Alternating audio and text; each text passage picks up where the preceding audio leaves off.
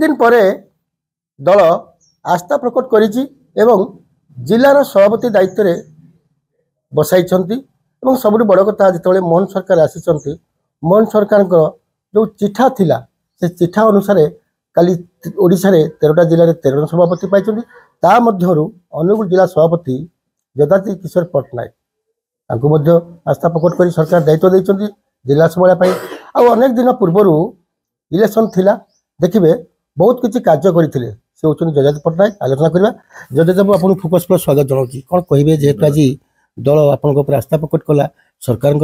आस्थाभाजन हेले आज आपको सभापति दायित्व देती बड़ा दायित्व तुले देखु मत दल दायित्व देती मु अतीत दीर्घ 84 मसीह भारतीय जनता पार्टी जदिव कम करनी मु विद्यार्थी परिषद छात्र संगठन आसी तालचेर महाविद्यालय पूर्वतन सभापति थी साधारण संपादक थी तापर आमर जी आमको राजनीति की आनी पूर्वतन केंद्र मंत्री डॉक्टर देवेंद्र प्रधान सहित काम मु करिछि एवं तांकर नेतृत्व रे मु जतले छोट थिली बहुत काम करिछि ताकु मध्ये मु कृतज्ञता जणाउछि माननीय केंद्र मंत्री ए जिलार सुपुत्र ओडिशा रत्न धर्मेंद्र प्रधान को मध्ये मु कृतज्ञता धन्यवाद जणाउछि आमर राज्य सभापति मनमोहन सामल आमर प्रिय मुख्यमंत्री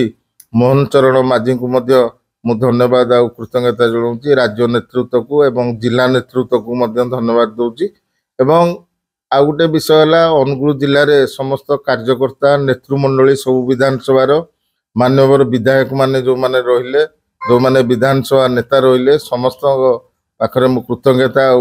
धन्यवाद जणाउछि अटके टिके जेहेतु सेतबेले कथा जेतेबेले डॉक्टर देवेंद्र प्रधान मंत्री थिले सेतबेले भी आपन ऊपर आस्था प्रकट करथिले सेतबेले भी कार्यकर्ता हिसाब रे आपन काम करथिले तळे कि वर्तमान जेहेतु सुपुत्र कहउछन आपन सुपुत्र केंद्र मंत्री धर्मेंद्र प्रधान बर्तमान आपन ऊपर केते आस्था प्रकट करछथि देखो धर्मेंद्र प्रधान सहित केंद्र मंत्री सहित मु तालचेर कॉलेज रु काम करछि तांकर नेतृत्व रे काम करछि से जेतेबेले सभापति थिले तालचेर छात्र संसद रो मु साधारण संपादक थिली एवं धर्मेंद्र प्रधान को भी अवदान अछि तांकर मते नबा लागि विद्यार्थी परिषद को एवं से दिन मु काम करछि एटी डबल इंजन सरकार चली यशस्वी प्रधानमंत्री नरेंद्र मोदी उपरे ओडिशार जनसाधारण आस्था प्रकट करिसेंती एवं बीजेडी जो 24 वर्ष होला जहा करि नथिला आमे 8 मास भितर आसी भारतीय जनता पार्टी लोकप्रिय जे अछंती मुख्यमंत्री तांकर नेतृत्व रे 24 वर्षर काम जोड़ा करि पार नथिले ओडिसा रे आमे 8 मास रे से काम करिजु एवं आगो जो कार्य हबो ओडिसा रे लोकाभिमुखी कार्य ताकू मध्य आगौचंदी मुख्यमंत्री एवं जिले रे आमर अनुगुल जिले रे भारतीय जनता पार्टी आगु एबे तो शक्तिशाली अछि आहुरी आगु शक्तिशाली केमति हबो जेहेतु दल मत दायित्व देइछु मु मोर प्रचेष्टा करिवि आउट कटके जेतले विगत दिन रे निर्वाचन थिला आपन को अनुगुल विधानसभा क्षेत्र दायित्व दियातला आमे सेठी भी देखिदेलु आपन सेठी बहुत मात्रा भोट रे जितापट करिथिले एवं शासन को आस्थिले सेतलो घटना कोन थिला गा अनुगुल विधानसभा जे माननीय विधायक अच्छा प्रताप चंद्र प्रधान नीलू भाई से जड़े लोकप्रिय नेता अनुगुल विधानसभा हो कि जिलार हो एवं मु खाली 2024 पूर्वर प्रभारी नथिली 2019 रे मध्य मु अनुगुल विधानसभा काम करुली एवं 2024 रे भी 2.5 वर्ष अनुगुल विधानसभा काम करछि एवं या संगे संगे तालचेर भी किछि मु काम करछि एथरो विधानसभा मु आठमल्लिक किसी अंचल छेंडीपदा किसी अंचल भी कार्य करछि एवं एथरक आमर जो माने नेता रहिले विधानसभा नेता से माने सब लोकप्रिय नेता लोक मानकर सुख दुख रे सबुले माने शामिल होती वर्षर जो ओडिशा रे जो सरकार थिला बीजेडी सरकार लोक माने तांको प्रत्याख्यान कले आमर देशर प्रधानमंत्री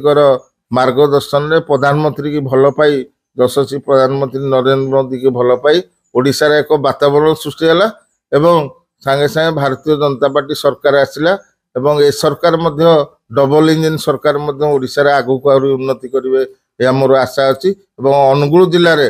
केंद्र मंत्री धर्मेंद्र प्रधान प्रचेष्टा जो कोटी कोटी टंका आसी अनुगुल जिला को ସବୁ ବିଧାନସଭା କ୍ଷେତ୍ରକୁ ମୁଁ ଆପଣମାନେ ଜାଣିଥିବେ ସେ ହଉ TTPS ପୁନରୁଦ୍ଧାର ହଉ ଏବଂ ସବୁ କେନ୍ଦ୍ରୀୟ ବିଦ୍ୟାଳୟ ହଉ ଏବଂ ଏମିତି ବହୁତ ଜିନିଷ କେନ୍ଦ୍ରମନ୍ତ୍ରୀ ଧର୍ମେନ୍ଦ୍ର ପ୍ରଧାନଙ୍କ ପ୍ରଚେଷ୍ଟାରେ କେନ୍ଦ୍ରରୁ କୋଟି କୋଟି ଟଙ୍କା ଆସି ଅନୁଗୁଳ ଜିଲ୍ଲାର ଡେଭଲପ କରାଯାଇଛି। ଆଗକୁ ମଧ୍ୟ ହବ। ଆମର ସରକାର ଆଉ ଅନୁଗୁଳ ଜିଲ୍ଲାକୁ ସ୍ୱତନ୍ତ୍ର ଭାବରେ ଦେଖୁଛନ୍ତି ଯେହେତୁ ଏଟା ଶିଳ୍ପ ସମୃଦ୍ଧ ଜିଲ୍ଲା, ଏଠି ବେକାରୀ ସମସ୍ୟା ବହୁତ ଅଛି। ତେଣୁ ଓଡ଼ିଶା ସରକାର ମଧ୍ୟ ଅନୁଗୁଳ ଜିଲ୍ଲାକୁ ଏକ ସ୍ୱତନ୍ତ୍ର ଭାବରେ ଦେଖୁଛନ୍ତି। ତେଣୁ এইভাবে ভাবে ମୁଁ ଟିକେ ଅଟକେଇବି ଆଜ୍ଞା। ଦେଖନ୍ତୁ ଯେହେତୁ କେନ୍ଦ୍ରମନ୍ତ୍ରୀ ଧର୍ମେନ୍ଦ୍ର ପୁତ୍ର ଏଇ ମାଟିରେ ତାଙ୍କର ଘର, ଆପଣଙ୍କୁ ବି ଏଇ ମାଟିରେ ଘର, ଯେହେତୁ ସଭାପତି ଦାୟିତ୍ୱ ନେଲେ ଆଗାମୀ ଯୋଉ ଆସୁଛି ନିର୍ବାଚନ ପ୍ରତ୍ୟେକ ଆପଣ ତ କଣ 34-35 ବର୍ଷ ଆପଣଙ୍କ ସରକାର ଦେଖିଛନ୍ତି ସ୍ୱପ୍ନ ଯେ ଗୋଟେ ବିକଶିତ ଭାରତ କରିବା ପାଇଁ, ତେଣୁ ବର୍ତ୍ତମାନ ଯୋଉ ଆଗାମୀ ନିର୍ବାଚନକୁ ନେଇ କଣ ରହିବ ଆଜ୍ଞା ରଣାଙ୍ଗନ? ଆଗାମୀ ନିର୍ବାଚନରେ ଶୁଣନ୍ତୁ, ଏଠି ଅନୁଗୁଳ ଜିଲ୍ଲାରେ ବିଜେଡିର କାନ୍ଥ ଭାଙ୍ଗି ଯାଇଛି। ଇଏ ଆଗାମୀ ଦିନରେ ଏଇ କାନ୍ଥ ଭୁଷୁଡ଼ି ପଡ଼ିବ। ତେଣୁ ଭାରତୀୟ ଜନତା ପାର୍ଟି ଆଗାମୀ ଯେଉଁ ନିର୍ବାଚନ ଅଛି, ପଞ୍ଚାୟତ ନିର୍ବାଚନ ହଉ, ପୌର ନିର୍ବାଚନ ହଉ କିମ୍ବା ବିଧାନସଭା ନିର୍ବାଚନ ତ ଦୂର ଅଛି,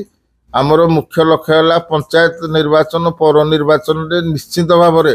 ଆମ କାର୍ଯ୍ୟକର୍ତ୍ତା ଆମ ଜିଲ୍ଲାର ନେତୃମଣ୍ଡଳୀଙ୍କ ସହାୟତାରେ ସହଯୋଗରେ ଆମେ ଏଠି ଜିଲ୍ଲା ପରିଷଦ, ପଞ୍ଚାୟତର ବ୍ଲକ ଚେୟାରମ୍ୟାନ ଏବଂ ମ୍ୟୁନିସିପାଲିଟିର ଆଉ NACର ପରମଣ୍ଡଳ ନିଶ୍ଚିତ ଭାବରେ ଦଖଲ କରିବୁ ବୋଲି ମୋର ଆଶା ଆଉ ଦୃଢ଼ ବିଶ୍ୱାସ ଅଛି। ଆଶା ଆଉ ଦୃଢ଼ ବିଶ୍ୱାସ ଅଛି, ଯେହେତୁ ଆଗକୁ ପଞ୍ଚାୟତ ନିର୍ବାଚନ ଆସୁଛି, ତାପରେ ପୌରାଞ୍ଚଳ ନିର୍ବାଚନ ହେବ, ସମସ୍ତଙ୍କୁ ନେଇକି ଏକାଠି କରିବେ ଏବଂ ଲଢ଼େଇ କରିବେ, ଆଗାମୀ ଦିନକୁ ଅକ୍ତିଆର କରିବେ ପଞ୍ଚାୟତ ଏବଂ ପୌରାଞ୍ଚଳକୁ। ତାଳଚେରରୁ ରବୀନ୍ଦ୍ରନାଥଙ୍କ ରିପୋର୍ଟ, ଫୋକସ୍ ପ୍ଲସ୍।